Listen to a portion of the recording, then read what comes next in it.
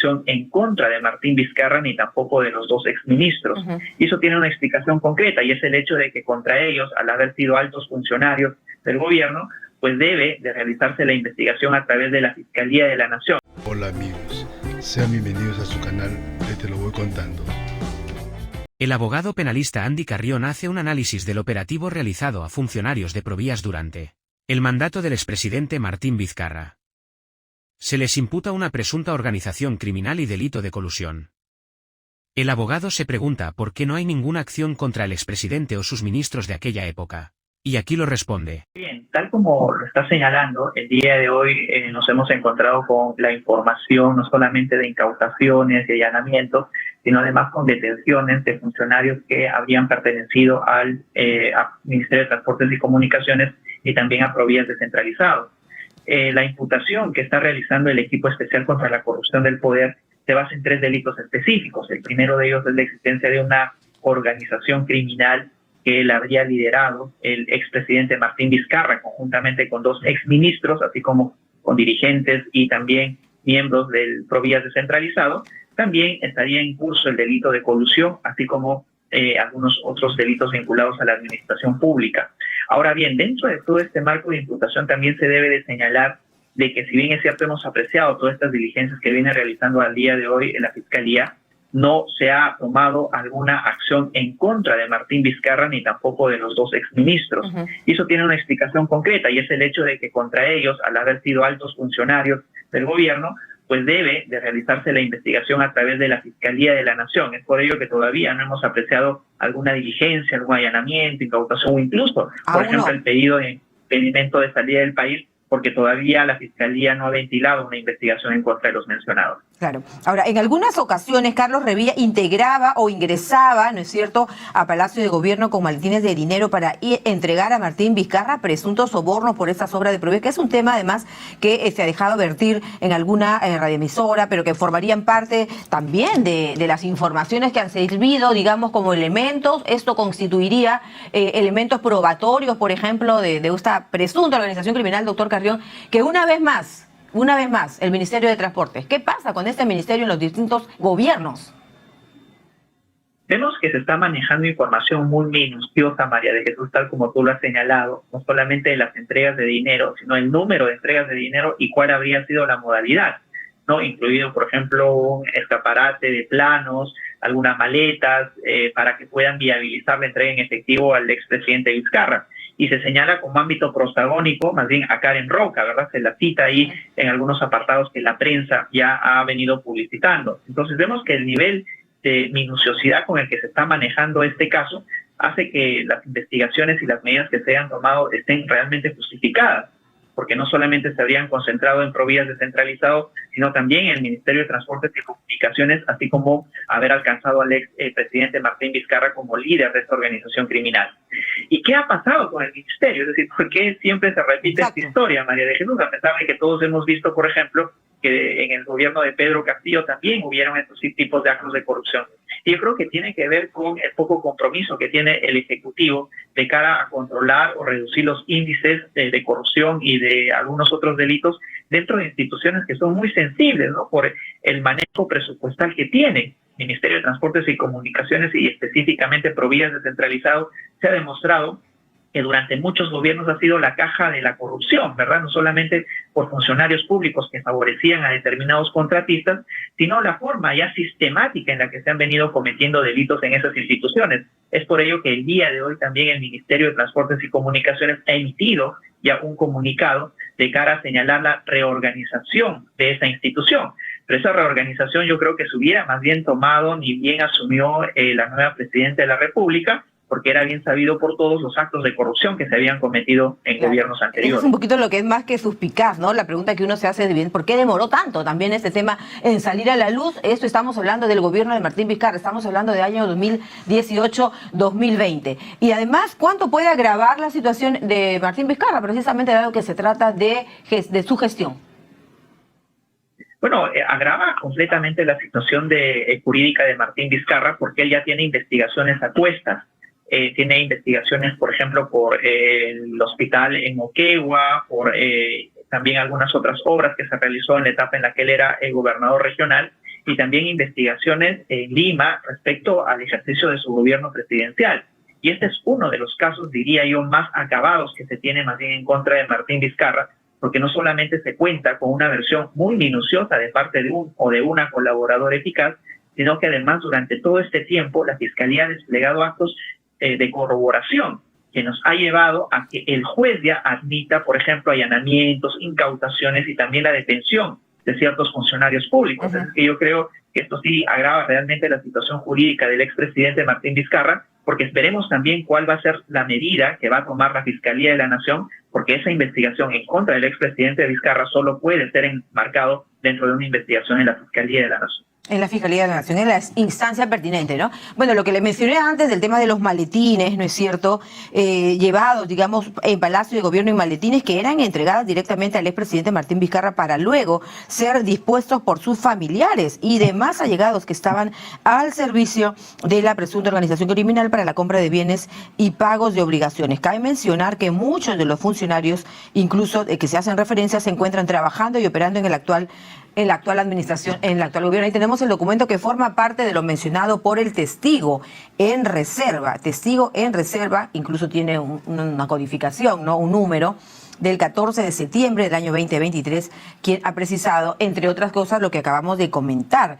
Hechos que involucran una presunta organización criminal que se había gestado en el Ministerio de Transportes y Comunicaciones en el año 2018, cuando Martín Vizcarra accidentalmente subió a la presidencia de la República, copando puestos de la alta dirección en Provía descentralizado con funcionarios que eran de la ciudad de Moquegua, como el señor Carlos Revilla y otros. Y es por ello que se hacían llamar los moqueguanos y manejaban todas las obras de desarrollo, favoreciendo a empresas nacionales y extranjeras que se sometían a sus condiciones, ¿no? Estas empresas hacían pagos ilícitos por ganar la buena pro, firmar el contrato y ejecutar la obra, el cual como contraprestación se entregaba la suma de dinero a altos funcionarios de Provías descentralizado. Evidentemente, doctor Carrión, hablamos de la importancia que tiene la corroboración de lo que digan los testigos protegidos, ¿no es cierto?, o las personas que se acogen a la colaboración eficaz, de manera que si las autoridades están haciendo ya estas diligencias, se ha tenido que verificar cada cosa de la que se va mencionando. ¿Qué opina usted? Por supuesto, aquí si es que estamos hablando o bien de testigos protegidos o bien de colaboradores eficaces, existen dos etapas plenamente identificadas. Primero, la versión inicial que brinda el colaborador o el testigo a la Fiscalía o a la Policía, y la segunda, que es la más importante, que es la etapa de corroboración. Y es en esta etapa donde se despliegan muchos actos investigativos, porque también puede ser el caso de que algún colaborador, solo por el hecho de obtener algún tipo de beneficio, brinde información errada o falsa al Ministerio Público. Pero en este caso en específico, María de Jesús, ¿tú has leído cuáles son los alcances de esta supuesta organización criminal que alcanzaría no solamente a beneficiar a ciertos empresarios para que se les facilite contrataciones públicas, sino la participación de ciertos allegados al círculo amical del expresidente, así como a familiares? Y también debemos de recordar que el expresidente Vizcarra viene de actividades empresariales que había ya desplegado previamente, incluso antes de ser gobernador en Moquegua, con lo que tiene mucho sentido ver cuál es la estrategia de la Fiscalía en la investigación respecto a esta organización criminal. Y en esta etapa de corroboración es precisamente la que se ha concentrado la Fiscalía. Y el producto de esa etapa de corroboración es de que el día de hoy un juez, porque es el juez el quien tiene que intervenir, ha decidido de que se proceda a la incautación, allanamiento y la detención de algunos funcionarios, porque sin esa venia judicial no podría haber sido factible lo que ahora estamos apreciando. Claro, incluso hemos escuchado ya en una radio al expresidente señalando: me sienten a mí como un rival político de cuidado y de temer. Se está utilizando la Fiscalía y a la Justicia. Se está utilizando a la Fiscalía y a la Justicia, que no sé, entiendo, son títeres, son monigotes, ¿qué pasa?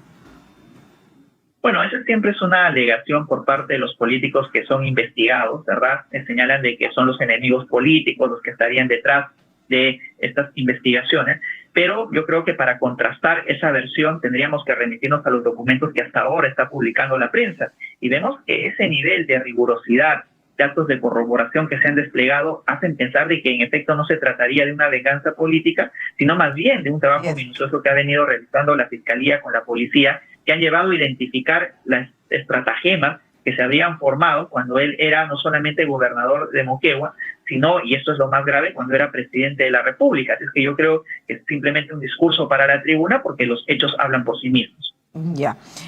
Además ha señalado que considera que es una patraña, más aún cuando la fuente principal de toda esta investigación es Karen Roca, que tiene una animadversión conocida contra él. Dicho sea de paso, estas declaraciones las ha brindado a Exitosas Noticias, hay que citar la fuente por supuesto y darle el crédito necesario, pero en todo caso aquí se busca un poquito, me parece, enredar el tema, ¿no? Porque sea que lo haya dicho la señora Karen Roca o cualquier otro testigo, la justicia tiene la obligación de corroborar lo dicho. En ese tema de la corroboración, ¿cómo evaluaría usted el papel de las autoridades? Yo creo que tenemos que volver al tema de la corroboración, porque puede, como señalé, cualquier persona brindar una información errada, falsa o por animadversión, una información a la fiscalía en contra de alguna persona, como por ejemplo contra el ex presidente Martín Vizcarra. Y es por eso que toma protagonismo la etapa de corroboración. Y es en esta etapa en la que la fiscalía se involucra de lleno, porque la fiscalía no puede aceptar o asumir únicamente una versión de parte de un colaborador testigo. ¿Por qué? Porque la propia fiscalía estaría asumiendo los errores dentro de la imputación o de la investigación. Así es que la fiscalía, incluso para que llegue a las diligencias de la solicitud al juez de incautaciones y allanamientos, ha tenido que realizar muchos actos de investigación. Y de hecho, María de Jesús, esta investigación no es de ayer. Es una investigación que ya tiene muchísimos meses, por lo que se señala incluso en los documentos. Así es que la etapa de corroboración yo creo que ha tomado tanto tiempo como para estar seguros de que en efecto las afirmaciones que ha ventilado Karen Roca tienen sustento probatorio. Claro que sí, es indispensable lo que usted decía. Nos ha hecho mucha importancia que usted que remarque el papel de las autoridades en la etapa de corroboración, porque evidentemente se trata de una situación muy delicada para distintas personas, como por ejemplo ahora los integrantes de Provía. Le preguntaba hacia qué escala podría llegar esto. ¿Acaso también al entonces ministro de Transportes de aquella época? Pregunto. Tenemos aquí a dos exministros también investigados, ¿verdad? Solamente de que contra ellos no se han tomado medidas porque es la Fiscalía de la Nación quien debe de hacerlo. Uno de ellos es Estremaidoro y el otro, cuyo nombre no recuerdo, pero son dos exministros que también están incluidos dentro de esta investigación. Y yo creo que no van a ser los únicos, porque si la Fiscalía parte de una supuesta organización criminal, tendrían también los involucrados señalar cuáles son los motivos que llevaron a tener ciertas coordinaciones, no solamente con los empresarios, sino también con otros funcionarios. Yo creo que estamos todavía en una etapa inicial de lo que se va descubriendo, y que en adelante tendríamos que veces que se incluyen también a otros ministros. Solo hago la consulta. ¿Habría asidero legal, por ejemplo, para una eventual detención preliminar o preventiva sobre Martín Vizcarra? Al ser el expresidente de la República y al tener la prerrogativa del antejuicio, por lo que puede ser ahora la Fiscalía, y eso ya se ha dicho incluso desde Pedro Castillo, recordemos que la discusión era ¿se puede o no se puede investigar a Pedro Castillo? Ya la conclusión ha sido que sí se puede, y ahora la Fiscalía puede investigar incluso con mayor razón a un expresidente durante la investigación preliminar, que es la primera etapa. Pero en esta etapa lo más que puede solicitar es un impedimento de salida del país o en su defecto una detención preliminar que tiene un plazo máximo de duración de hasta 10 días. Pero para que pase a la siguiente etapa, es decir, a la investigación preparatoria, requiere el permiso del Congreso de la República.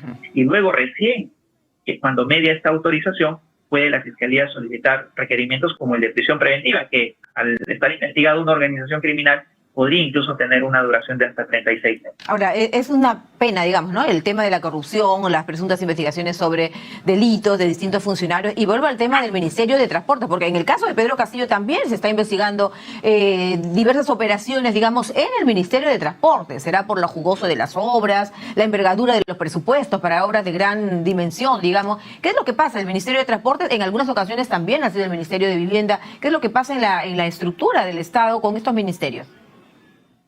Y eso es lo que me sorprende, María de Jesús, porque hasta el ciudadano de a pie tiene identificados cuáles son los focos de riesgo de corrupción. Y es por todo sabido que no solamente en el gobierno de Pedro Castillo, sino en gobiernos anteriores, el Ministerio de Transportes y Comunicaciones era la cereza del pastel de todos los que querían cometer actos de corrupción. Y lo sorprendente es de que más bien el Ejecutivo, desde el inicio de este nuevo Ejecutivo de asumir la presidencia, no haya tomado medidas preventivas. Por ejemplo, la presidencia Jania Pérez del Ministerio de Vivienda señaló de que habían identificado que hay, incluso hasta el día de hoy, funcionarios comprometidos con actos de corrupción, pero no habían tomado medidas concretas. Es decir, ¿cómo reorganizamos este ministerio de cara a reducir los índices delictivos? Y lo que tenemos es de que recién cuando la Fiscalía interviene a exfuncionarios, vemos el pronunciamiento el día de hoy del propio Ministerio de Transportes y Comunicaciones señalando de que va a proceder a reorganizar el ministerio y específicamente Provías descentralizado.